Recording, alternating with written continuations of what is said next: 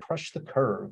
As you can imagine, that name comes from exactly what we're all trying to do here, crush the curve and crush COVID. As you can see here, it really provides you a user-friendly, comprehensive dashboard. And you can use this both at the district level and at the school level. District administrators, head health and human service staffs, they might have access at district level. Versus at a school level, you might have an individual school nurse, you might have a principal, assistant principal. They don't want to see all of the other schools in the district. They just want to see their specific school results.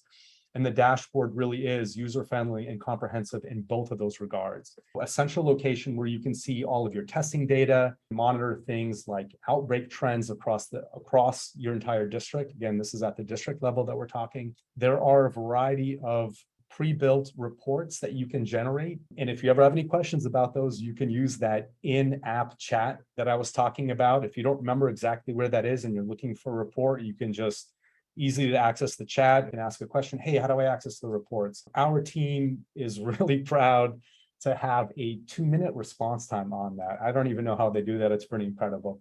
You're not always going to get that, but during school hours and beyond that, you likely will. But again, the idea is, how do you view information easily so then you can take actionable steps? Let's get into the school level dashboard, the one-stop shop at a school level to see test results. There's a number of different services and support that we can provide. In some cases, if schools want to use our service and support, but they don't need our staff on the ground, but they do like some of the other service and support and features that we can offer, if the school is administering those tests on their own and they're doing PCR testing, then they would initiate that process right here from their school-specific dashboards. If our team is on the ground and they're administering this, they would also do it. They would have an admin account at the school level as well to be able to initiate that process. They could also use the dashboard to log point-of-care antigen tests. Also, you can log and view at-home antigen tests if you want to have those reported as part of your workflow.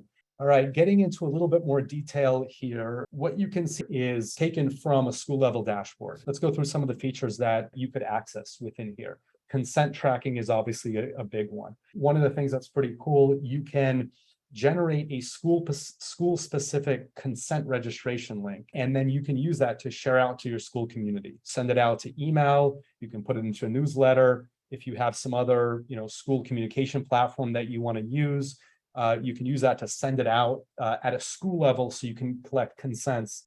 So those are all things that are really easy to do from the Crush the Curve platform from the consent side. There's also some safeguards around consents that are built in. So if you actually go to initiate a test for somebody and that individual, it's a student or staff, and you have not yet collected consent from them within the portal, you're going to get a message that you're not able to generate a test for that individual. When we talk about member records, we're talking about our students or staff or anybody that you are choosing to test within your platform. So again, student, staff member, we have a registration workflow where individuals will essentially register to be tested. And during that process, they're filling out kind of all the required information that's needed in order to conduct a COVID test. You can track things like vaccination status. They're required to test for exempted individuals from vaccinations. If you have some high-risk individuals that you're aware of that you want to keep an extra eye on, you can also mark individuals that way within the member records section. Within your school level dashboard, when you initiate tests in the top right corner, it says test now. That's how you go to initiate a test. If you're conducting PCR tests or antigen tests, there's a few different pieces in that workflow. For a PCR test, you're initiating that test, creating that test, you're printing out or associating a barcode with that test that's going on to that individual tube. And then, as that gets packaged up and sent to the lab, that's what allows the results reporting to be tracked and come back to that particular individual, and you'll be able to see that within your portal.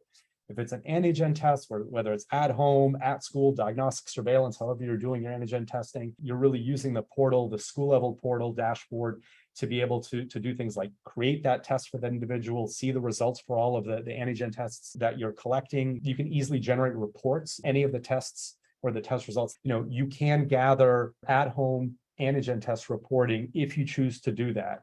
You can send out a link to your parent and school community. They can do that through this school-specific link, very user-friendly, as we've been talking about. You can choose to be notified by email notification if you're getting positive results. So that way you don't have to sort of be checking the dashboard morning, noon, and night. You're able to generate specific school links that you can, again, send to your school community to do things like collect consent or for individuals to register. We walk you through this in the training. And as we talked about during the dress rehearsal, that's exactly what the dress rehearsal is for. We have a registration form that we use with districts and schools that you can send out to your school community so individuals can go ahead and register themselves to be tested. It speeds up that whole intake process when folks are on site. Of course, you can do this on site as well if you want. Or our team can do this when folks arrive on site. They click on the registration link that you send out.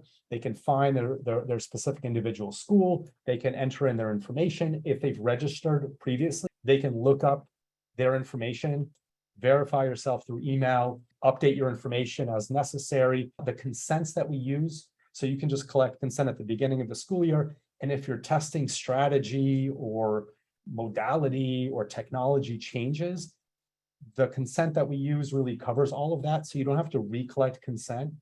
If anyone consented last year, they will have to be reconsented again. That is a requirement. The consent has been translated into a number of languages, and I really want to thank Health Commons for being such a great partner in that process. During the registration process, when individuals are registering to be tested, really easy to navigate. We do provide a district level support email that you're welcome to share with your school community. So we would share with them how they can access their member registration link so they can access the results. Parents, if they have multiple kids in the school system, they can register multiple kids under their account just to kind of streamline the process, that process.